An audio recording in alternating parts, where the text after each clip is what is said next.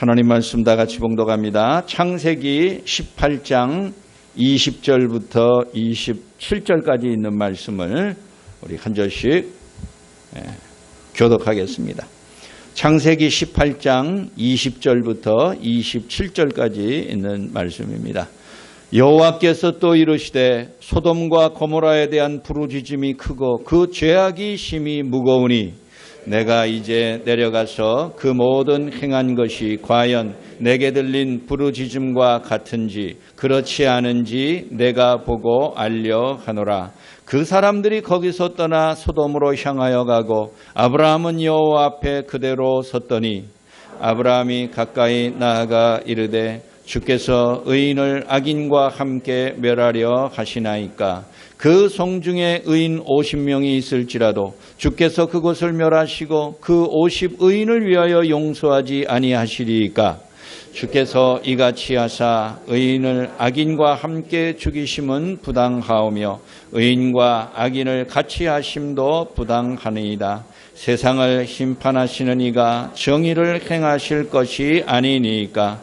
여호와께서 이르시되 내가 만일 소돔성 가운데에서 의인 50명을 찾으면 그들을 위하여 온 지역을 용서하리라. 아브라함이 대답하여 이르되 나는 티끌이나 재와 같사오나 감히 주께 아뢰나이다. 아멘. 어제 8.15 광복 75주년을 맞이했습니다.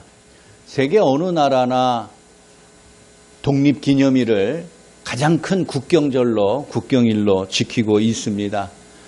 독립되어 자유를 보장받지 못하는 형편에서 사람이 복락을 누릴 수도 없지만 그 기쁨과 즐거움을 스스로 만들어내기도 못할 것입니다. 특히 근대 역사에서 참혹한 고난을 겪은 우리 민족에게 있어서 나라가 독립되고 해방되고 자유를 얻었다는 광복절은 다른 어떤 국경일이나 공휴일과 비교할 수 없을 것입니다. 우리나라는 많은 참혹한 상태 속에서 근대 역사를 맞이했었지요. 더구나 해방된 지 5년 만에 6.25 전쟁을 통하여서 전 국토가 거의 잿더미가 되다시피 한 불행을 또한 겪은 민족입니다. 더 이상 재기하기는 힘들 것이라는 주변의 많은 냉소적인 반응도 있었지만은 오늘날 70여 년이 지난 2020년에 우리 자신을 돌아보면 우리가 우리를 생각하는 것보다 외국인들이 한국인들을 더 대단하게 여긴다는 점을 알아야 됩니다. 며칠 전 제 친구 목사 중에 선교사, 알바니아 선교사가 있습니다. 알바니아는 유럽의 동유럽 국가 중에서도 가장 개발이 덜 돼 있는 나라입니다. 우리나라 70년대 수준하고 비슷하다고 그래요. 그러면서 한국인이 그 나라 전체에 한 70명 정도밖에 안 산다는 거예요. 매우 적은 지역이지요. 이렇게 돈을 벌어서 살 수 있는 여건이 안 되니까 한국 교민들도 그곳에는 거의 없다는 뜻이에요.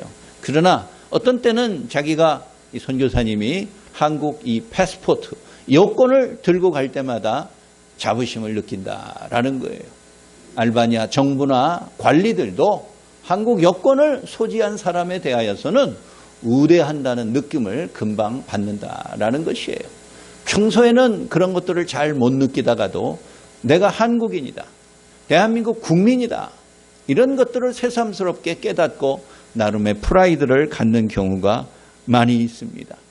그러나 우리가 광복절을 특별히 금년에는 이 코로나 사태 또 인하여서 매우 우울하고 또 힘들게 장마 끝날에 맞이했기 때문에 그 의미가 조금 퇴색되지 않나 생각을 합니다.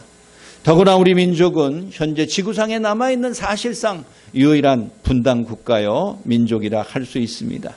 따라서 우리가 해마다 맞이하는 광복절이 그냥 단지 축하하고 우리가 이만큼 성장했다, 이만큼 우리가 세계적으로 대단한 민족 국가가 되었다 자랑하고 기뻐하는 것 외에도 국가적인 중요한 과제 통일이라는 것이 하나 더 남아 있습니다.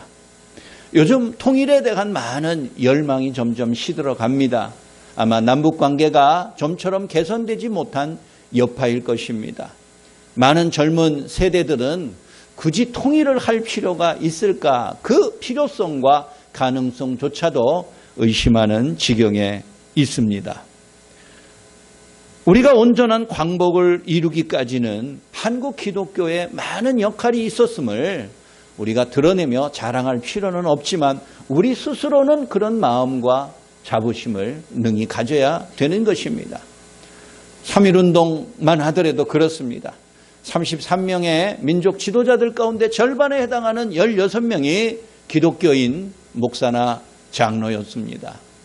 그리고 전국 교회를 중심으로 3.1 만세운동이 벌어졌고 독립의 꿈이 점점 가물가물해지기 시작하는 그때에 다시 한번 민족 자주와 독립에 대한 열망을 불러일으키는데 교회와 한국 기독교와 신자들이 큰 역할을 감당하였습니다.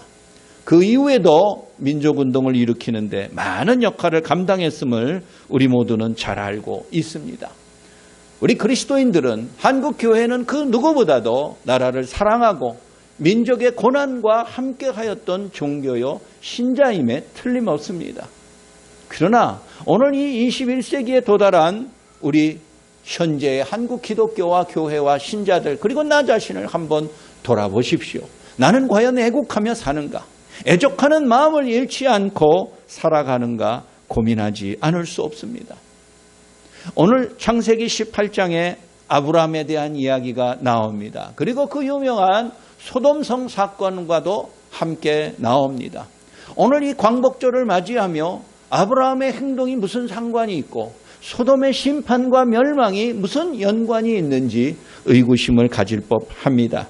그러나 아브라함과 그 소돔성 자체가 뗄 수 없는 관계가 되었고 그 관계 때문에 국가와 민족의 무관심한 오늘날 그리스도인들에게 다시 한번 강한 도전을 해주고 있는 것입니다.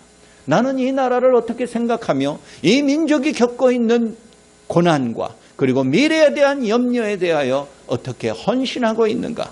우리 자신을 돌아보게 만드는 아브라함이요 소돔성 사건이라는 것이에요.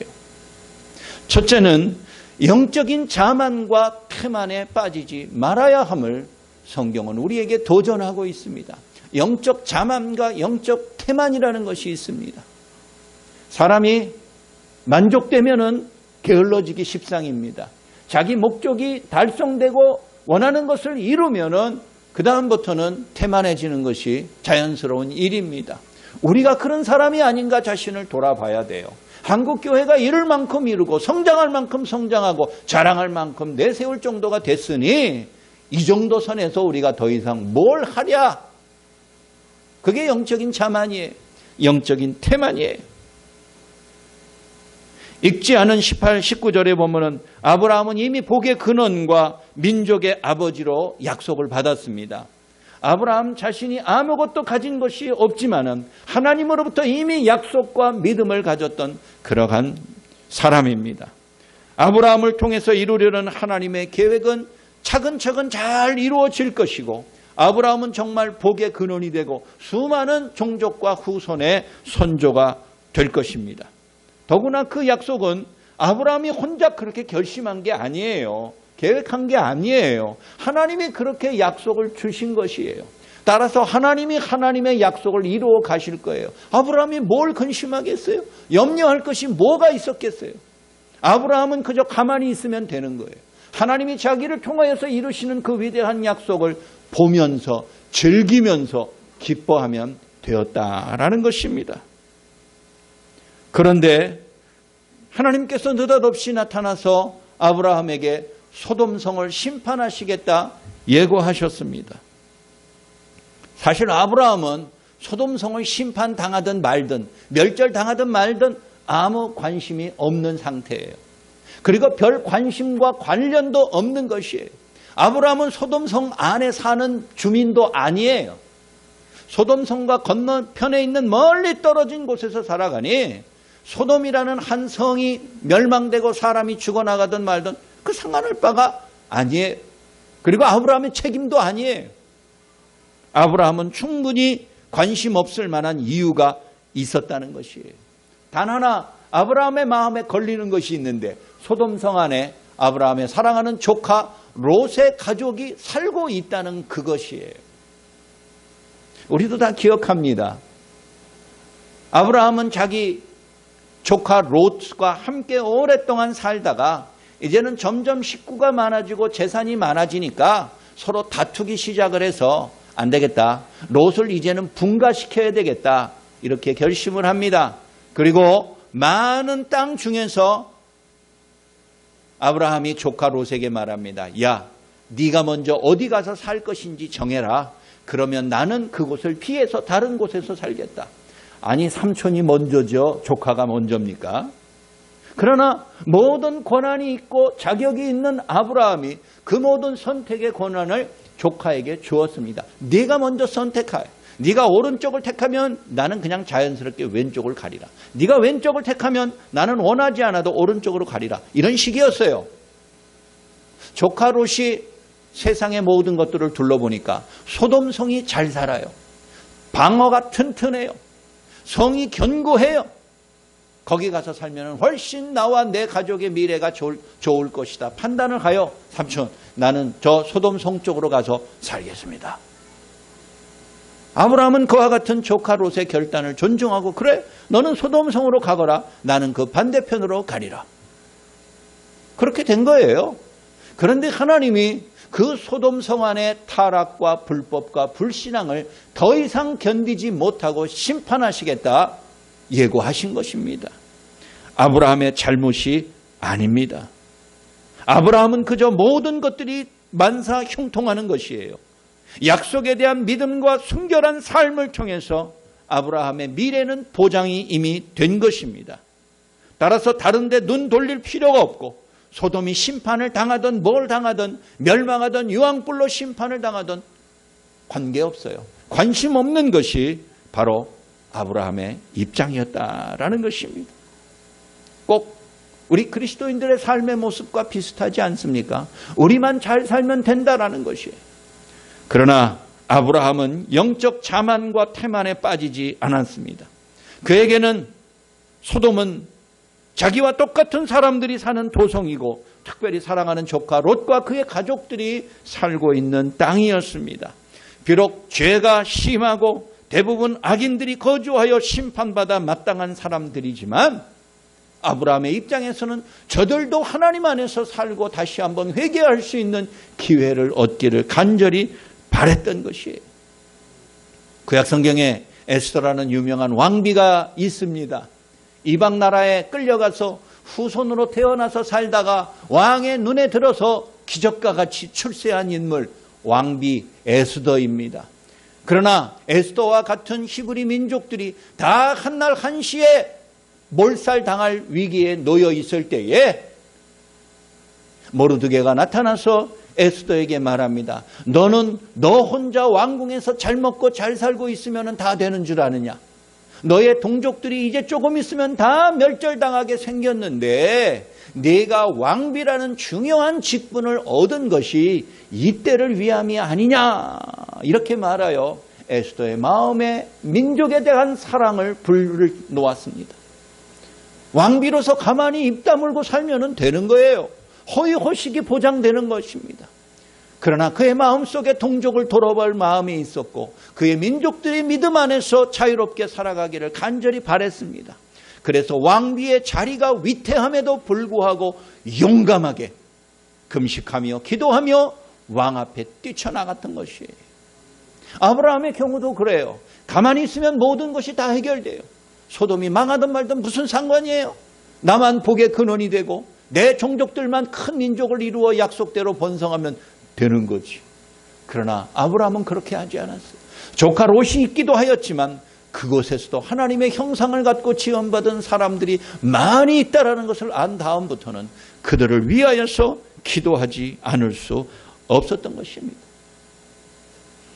우리나라 헌법 20조에는 정교 분리에 대한 원칙이 있습니다.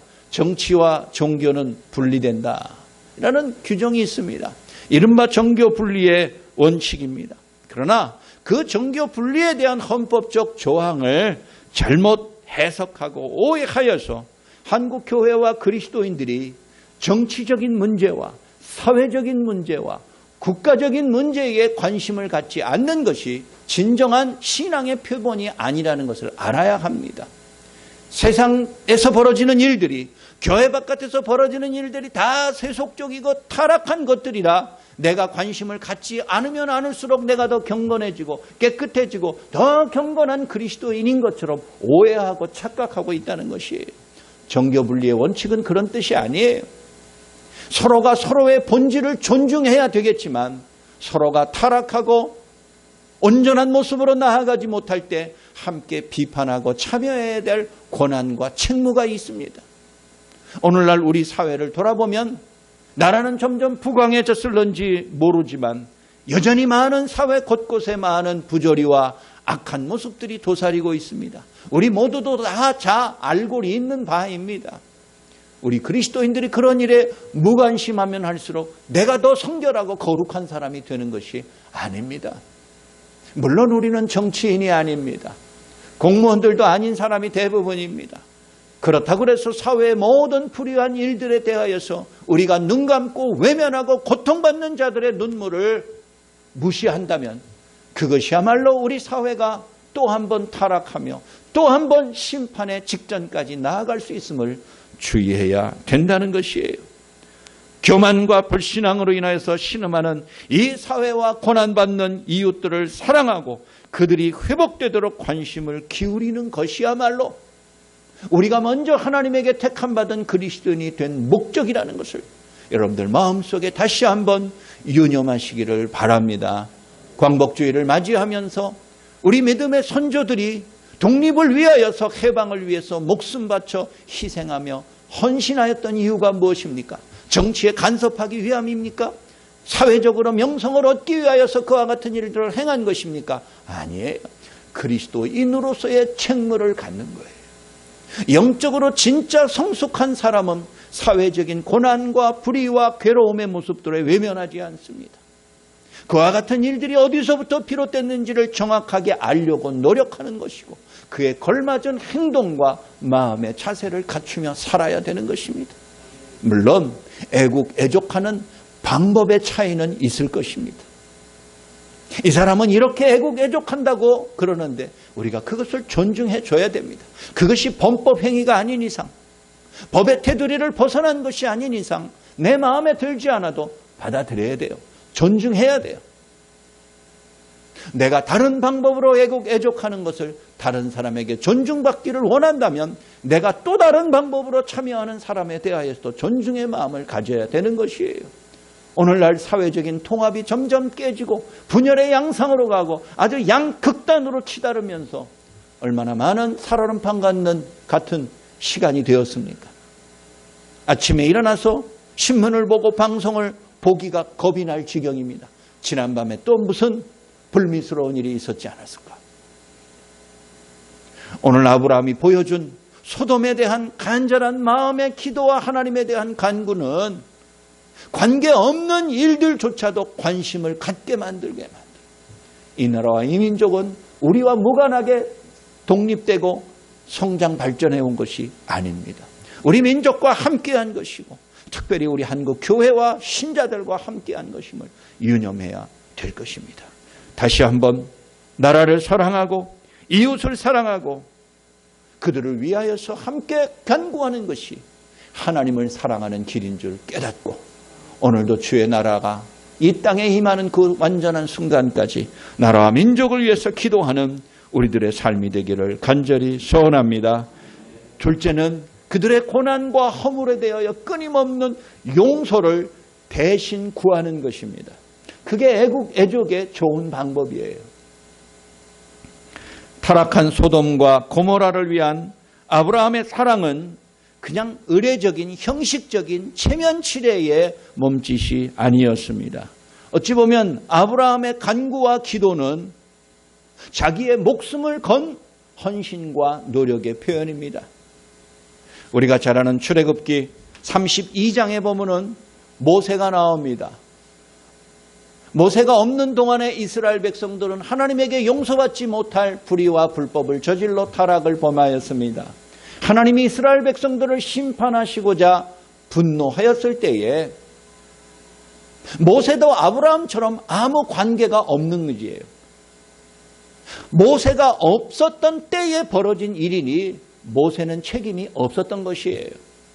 그럼에도 모세는 출애굽기 32장 30절에서 하나님 앞에 간절하게 무릎을 꿇고 민족을 위한 용서를 대신 구하였습니다. 저들을 용서하지 않으시려거든 나도 용서하지 마소서. 아니, 모세가 용서하고 용서받을 만한 일이 없다니까요. 모세의 잘못이 아니라니까요. 그러나 모세는 백성들의 허물과 죄를 자기의 허물과 죄로 돌렸다는 거예요. 저들의 허물은 곧 내 허물이고 저들의 불법과 타락은 곧 나의 그것들입니다. 그러니 저들을 용서 못하시겠다면 나도 용서하지 마시고 나도 생명책에서 이름을 지어주십시오. 자기 목숨을 끊어달라는 얘기예요.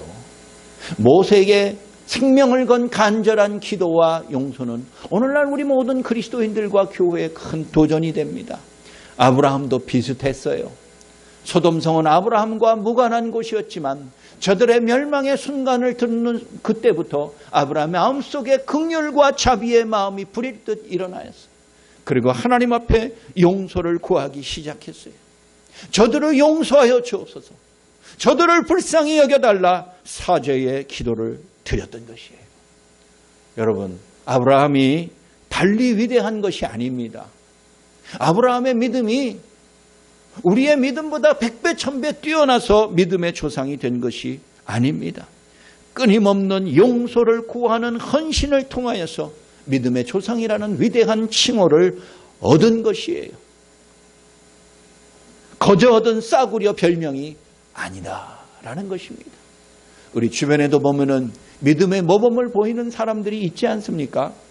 그런 사람들이 하루 이틀 사이에 얻은 이름들이 아닙니다. 오랜 세월 동안 하나님 안에서 경건하고 믿음대로 살아왔던 사람의 모습을 우리가 진심으로 존경할 줄 알아야 됩니다. 나보다 못난 것 같고 사회적인 지위도 낮고 가난하고 못 배운 것 같아도 나에게 믿음의 모범이 될 만한 존경할 만한 사람이 있다면 그거 감사한 노릇이에요. 기뻐할 만한 노릇이에요. 아브라함은 그와 같은 모습을 보여준 것이에요. 오늘날 사회와 불신자들로부터 비난당하는 한국 교회가 신뢰를 회복할 수 있는 길이 무엇입니까? 그것은 고난받는 민족과 함께하는 것이에요. 어려움에 처해 있는 사람들과 함께하는 것입니다. 저들의 아픔을 나의 아픔으로 받아들이고 저들의 허물을 내 죄로 동일하게 여기는 것입니다. 그리고 그들의 모든 눈물을 우리의 슬픔으로 받아들이는 것, 그것이 한국교회가 사회로부터 신뢰를 얻는 길이에요. 일제강점기 35년 동안 한국교회와 신자들은 존경의 대상이었습니다. 대부분 다 많이 배우지 못한 사람들입니다. 사회적으로도 신분이 낮았던 사람들입니다. 소위 양반이라고 할 수 있는 사람들은 교회 잘 안 다녔습니다. 뭐 아쉬운 게 있다고 교회를 가요? 뭐 부족한 게 있다고 예수를 믿습니까? 그 당시에도 하층민들이, 사회적으로 신분이 낮은 사람들이 교회 다니고 예수 믿는 사람들이 많았어요. 그럼에도 예수 믿는 사람들이 보여주었던 자기 희생과 나라와 민족을 사랑하는 일에 자기의 목숨을 초계와 같이 여겼던 그들의 헌신의 모습을 많은 사람들이 듣고서 받아들이고 존경의 마음을 가졌습니다. 한국교회와 신자들이 그와 같은 사회적인 신뢰를 많이 받았던 그 시절입니다. 한국교회는 그때보다 훨씬 더 잘 나가고 있고 좋은 상황과 조건을 가지고 있습니다만은 사회적인 신뢰도를 조사하면은 타 종교에 쫓아가지 못할 만큼 부끄러운 참담한 결과를 맞이하였습니다. 우리가 언제까지 낙심하며 외면하고 무시할 것입니까? 사회적인 신뢰를 얻는 것은 전도의 초석이 된다는 것을 알아야 됩니다. 믿지 못하는 사람들의 입에서 나오는 말을 어찌 귀담아 듣겠어요? 우리가 아무리 입으로 성경적인 복음과 전도의 소명을 다한다 할지라도 그 사람이 나를 인간적으로 믿지 아니하는데 100마디 말을 하여도 한마디 더 귀담아 듣지 않을 것이에요. 그러나 진정으로 한국 교회와 신자들이 신뢰를 얻고 믿을 만한 곳이라고 여겨진다면 우리가 무슨 말을 하더라도 저들이 이해하지 못한다 할지라도 우리의 말을 일단 믿고 볼 것이에요. 그것이 사회적인 신뢰를 회복하는 것이고 그것이 또한 복음으로 증거하고 전도하는 삶이 되는 것입니다. 사랑하는 여러분, 내가 당하는 고난으로 여기면서 나의 용서와 회복을 위해서 간구하는 것처럼 우리가 주님께 기도할 때에 한국 교회가 살아날 뿐 아니라 사회가 구원을 받으며 고통받는 이웃이 치유될 줄 믿으시기 바랍니다. 역대하 7장 14절에 그 유명한 말씀이 있습니다. 내 이름으로 일컫는 내 백성이 그들의 악한 길에서 떠나 스스로 낮추고 기도하여 내 얼굴을 찾으면 내가 하늘에서 듣고 그들의 죄를 사하고 그들의 땅을 고칠지라. 할렐루야. 여러분, 우리 모두가 스스로 낮아지고 겸비하고 내 허물과 죄에 대해서만 간구하는 것이 아니라 이웃의 고통을 내 고통으로 받아들이고 함께 기도하고 우리 자신의 마음을 찢으며 간구할 때 하나님이 하늘에서 듣고 죄를 용서하시고 이 땅을 고치시겠다 약속하셨다는 것이에요. 우리가 이 광복주의를 맞이하며 이 나라와 민족을 위하여서 행할 수 있는 좋은 방법 중에 하나는 끊임없이 저들의 잘못과 죄를 손가락질하고 비웃는 것이 아니라 나의 것으로 받아들여 기도하고 회개하는 것이에요. 우리가 대신 용서하는 것이에요. 그 책임과 허물을 내가 대신 감당하겠다 애쓰고 수고하는 것입니다. 그게 하나님이 우리로 하여금 나라와 민족을 사랑하게 만드는 가르쳐 주신 방법의 모습인 것입니다.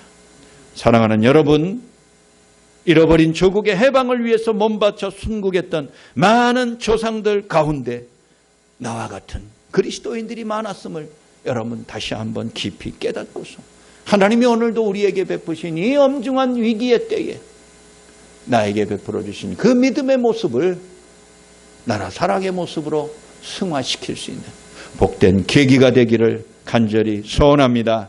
마지막 세 번째, 이 나라의 애국애족의 좋은 방법은 우리 스스로 희생할 의인이 되는 것입니다. 희생할 의인이 되는 것이에요. 소돔을 멸절시키기로 작정한 하나님에게 아브라함의 용서를 구하는 기도는 계속되었습니다. 그러면서 하나님의 용서를 어떻게 받을 수 있는가 집요하게 하나님에게 물었습니다. 그러면서 아브라함이 먼저 하나님에게 제안하였습니다. 하나님, 소돔성에 수많은 사람들이 사는데 저들 가운데 하나님을 의지하는 타락하지 않은 의인 50명을 찾으면은 어떻게 하실 겁니까? 그래도 소돔성을 멸망하실 겁니까? 하나님이 소돔성을 멸망시키면은 그 의로운 50명도 같이 죽을 것인데 어떻게 의인을 그렇게 박대하며 심판하실 수 있습니까? 하나님은 정의의 하나님 아닙니까? 아브라함이 그렇게 말합니다. 하나님이 아브라함의 그와 같은 간절한 기도를 들으시고 좋다. 네가 소돔성에서 의로운 사람 50명을 찾으면 내가 저들을 심판하겠다는 내 생각을 거두어 드리겠다. 하나님이 그렇게 약속하십니다. 그러자 조금 있다 아브라함이 다시 하나님에게 말합니다. 50명이 아니라 45명은 어떻습니까? 무슨 스무고개 하는 것도 아니고 선문답하는 것도 아니고 하나님은 역시 그것을 받아들입니다. 45명도 좋다. 그 이후에 숫자가 점점 줄어갑니다. 40명, 30명, 20명, 마지막에는 10명까지 내려갔습니다. 하나님을 의지하는 의로운 사람 10명을 찾아도 하나님 소돔성을 심판하시겠습니까? 하나님이 그와 같은 10명의 순간까지도 하나님이 받아들이셨습니다. 어찌 보면 하나님을 놀리는 경우처럼 보이기는 해요. 그러나 길이 참으시는 하나님의 본성이 아브라함의 그와 같은 농담 같은 간구에도 진지하게 응답하시며 의인들을 찾고 계신다는 거예요. 50명이나 10명이나 거기지만 그의 간절한 간구에 대하여서 하나님이 무시하지 않는다는 거예요. 너 나하고 장난하냐? 농담 따먹기 하냐? 하나님이 그런 식으로 반응하지 않습니다. 50명, 50명도 45명, 40명, 30명, 20명, 10명 하나님은 그의 간절한 간구, 동족을 살리고자 하는, 동족이 아니라 같은 인간을 살리고자 하는, 심판받고자 하는 저들의 고통을 위로하고자 하는 아브라함의 모습에 하나님이 진지하게 경청하세요. 아브라함이 아마 그렇게 하나님에게 제안했을 때 하나님이 그것을 받아들일 줄 생각지 못했을 것입니다. 하나님이 그런 것들을 다 모르실 리가 있습니까? 그럼에도 아브라함의 그와 같은 인간적인 방법에 대해서조차 하나님은 기쁘게 여기세요. 그것을 받아들이세요. 불가능한 것인 줄 알면서도 그의 간구와 그의 절박한 심정을 하나님이 귀하게 보신다, 그 말이에요. 하나님이 받아들이셨어요. 비록 아브라함이 의인들 10명만 찾으면 하나님이 용서하시겠다, 그렇게 말해서 끝이 났지만 실제로 하나님께서 기대하신 의인은 10명이 아니라 1명입니다. 오늘 창세기 말씀에 1명이라는 말은 없지요. 10명에서 끝이 났어요. 아브라함도 양심이 있었는지 10명 밑으로는 안 떨어지네. 두 자리 숫자를 유지하네요. 아브라함보다 훨씬 후 시대 사람인 예레미야 선지자는 자기의 조국 이스라엘이 바벨론에게 멸망될 때 하나님의 부르심을 받아 활동한 사람입니다. 수많은 선지자들 가운데 예레미야는 시쳇말로 때를 잘못 타고난 망한 선지자예요. 내가 왜 이때 태어났는가? 자기 부모를 원망했을 법한 사람이에요. 왜? 조국이 망할 때 선지자 노릇을 했으니까요. 그러나 예레미야 선지자는 많은 이스라엘 백성들에게 말합니다. 차라리 항복해라. 적에게 항복하는 것이 피해를 줄이는 길이다. 다른 선지자들은 다 일어나서 걱정하지 말라, 하나님이 우리를 지키시기에 우린 절대 멸망하지 않는다, 다 백성들에게 긍정적인 말만 했어요. 그러나 예레미야만 유일하게 백성들에게 부정적인 말 했어요. 항복해라. 이기지 못한다. 빠져나가지 못할 것이다. 많은 이스라엘 백성들이 예레미야에게 돌을 던지고 감옥에다가 가두고 구덩이에 빠뜨렸어요. 너는 민족에게 긍정적인 말을 해야지 그렇게 부정타게 부정적인 말을 행하느냐. 그래도 예레미야는 그게 하나님의 뜻이니까 그렇게 부정적인 이야기를 백성들에게 행하였어요. 그러면서 감옥에 갇혔어도 예레미야는 자비와 용서와 긍휼을 위해서 하나님 앞에 기도하였습니다. 예레미야 5장 1절에 보니까 예레미야의 모습이 이렇게 나옵니다. 너희는 예루살렘 거리로 빨리 다니며 그 넓은 거리에서 찾아보고 알라. 너희가 만일 정의를 행하며 진리를 구하는 자를 한 사람이라도 찾으면 내가 이 성을 용서하리라.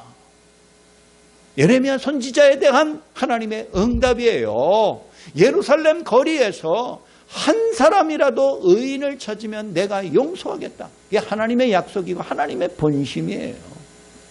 그러니 아브라함이 소돔성에 10명을 찾는다 하나님이 받아들이신 이유는 10명이 아니라 1명이라도 찾음을 간절하게 원하셨다는 뜻이에요. 사랑하는 여러분, 지금은 정의롭게 행하고 진리를 찾는 의인한 사람이 없어서 망하는 시대입니다. 우리가 8.15 광복 해방 전과 그때의 삶을 비교조차 할 수 없을 정도로 지금은 잘 살고 있지만 그때 곳곳에서 활동하였던 많은 믿음의 의인들을 지금은 찾아보기가 더 어려운 시대에 살고 있습니다.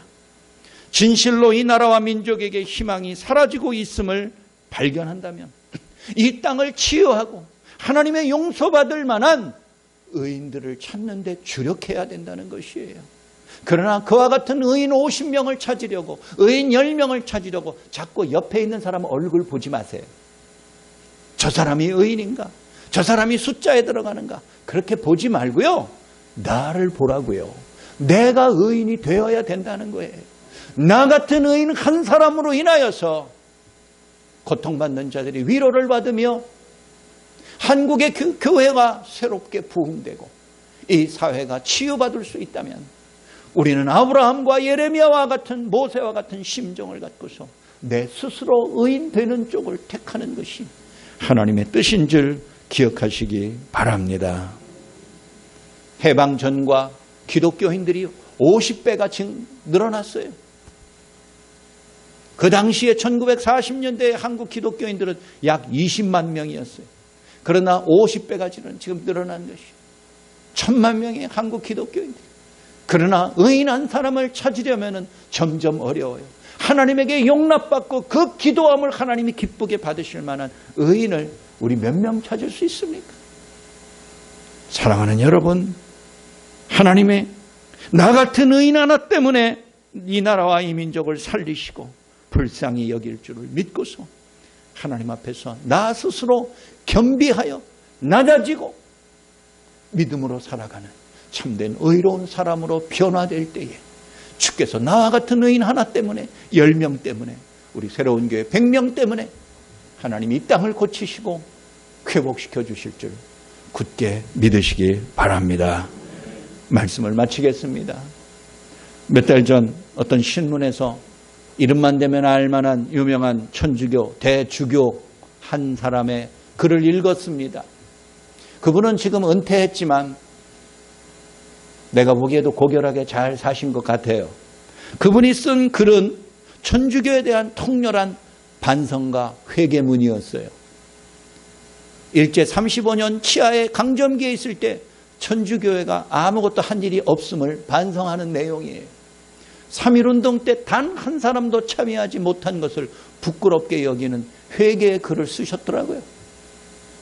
그러면서 말미에 그러나 이름을 알지 못하는 무명의 몇 사람의 예를 들면서 천주 교도들 중에도 나라와 민족의 슬픔과 아픔을 함께한 사람이 몇 사람 무명의 사람이 있었음을 잊지 말아달라.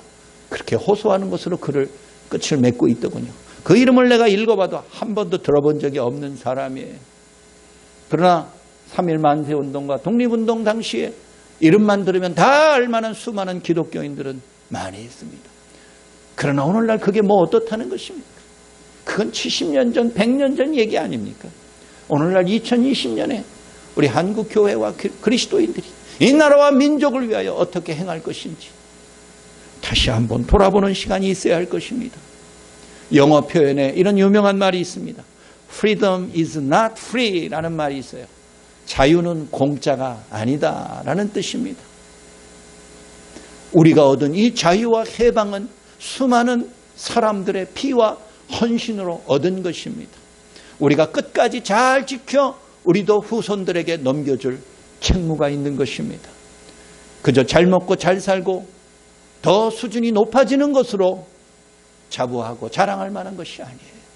하나님 보시기에 의로운 사람들이 점점 늘어날 수 있는 환경을 만들기 위하여서 남 탓, 남 얼굴 쳐다보지 말고 나 스스로가 끊임없이 거울을 보며 너는 얼마나 의인인가 질문하여 우리가 이 나 한 사람 때문에 이 나라가 하나님의 자비와 긍휼을 힘입을 수 있는 정도까지 나아갈 수 있도록 오늘도 변화된 모습으로 애국애족하는 승리의 삶 살아가시기를 주의 이름으로 간절히 축원합니다.